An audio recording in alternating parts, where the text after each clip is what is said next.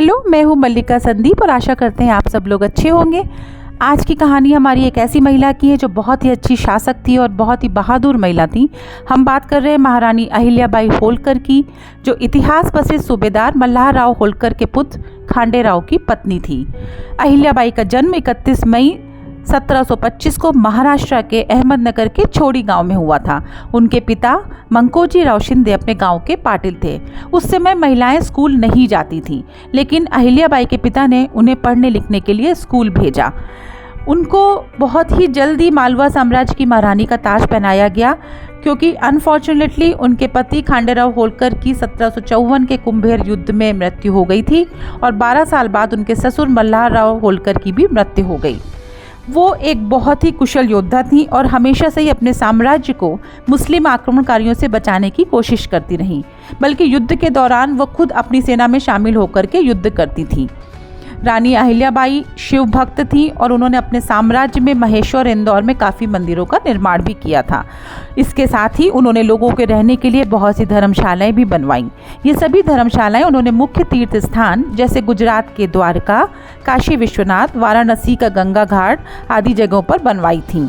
उन्होंने सोमनाथ में शिवजी का मंदिर बनवाया था, जो आज भी हिंदुओं द्वारा पूजा जाता है।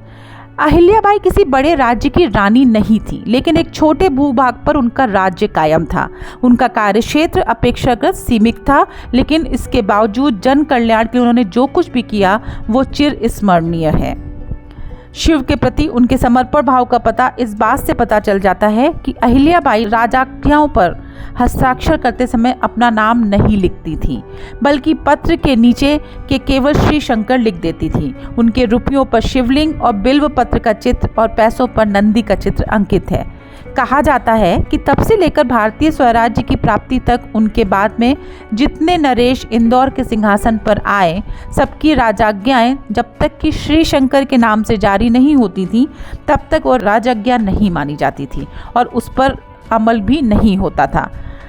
उनकी गणना आदर्श शासकों में की जाती हैं, जो अपनी उदारता और प्रजावत्सलता के लिए प्रसिद्ध थीं।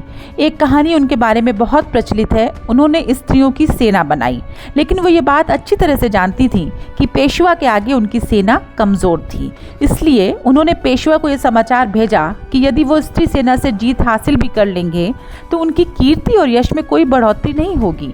दुनिया यही कहेगी कि स्त्रियों की सेना से तो जीते हैं, अगर आप स्त्रियों की सेना से हार गए तो कितनी जग हंसाई होगी, आप इसका अंदाज़ा भी नहीं लगा सकते हैं। उनकी ये ट्रिक जो है वो काम आई और अहिल्याबाई की बुद्धिमानी के बाद पेशवा ने उनके ऊपर आक्रमण करने का विचार बदल दिया। इसके बाद महारानी पर दत्तक पुत्र लेने का बहुत प्रभाव डाला जाने लगा, बहुत ज़्यादा लोग फोर्स करने लगे उनको, लेकिन उन्होंने इसे स्वीकार नहीं किया, क्योंकि वह प्रजा को ही अपना सब कुछ मानती थी। उनके इस फैसले के बाद राजपूतों ने उनके खिलाफ विद्रोह छेड़ दिया, लेकिन रानी ने कुशलतापूर्वक इस विद्रोह का ही दमन कर दिया। अपनी कुशाग्र बुद्धि का प्रयोग करते हुए रानी अहिल्याबाई होलकर ने मालवा के खजाने को फिर से वापस भर दिया। अहिल्याबाई ने इंदौर के एक छोटे से गांव को बहुत खूबसूरत शहर बनाया है और उन्हीं के नाम पे आज का इंदौर का एयरपोर्ट है, जिसको कि हम महारानी अहिल्याबाई एयरपोर्ट के नाम से जानते हैं। ये थी हमारी आज की स्टोरी।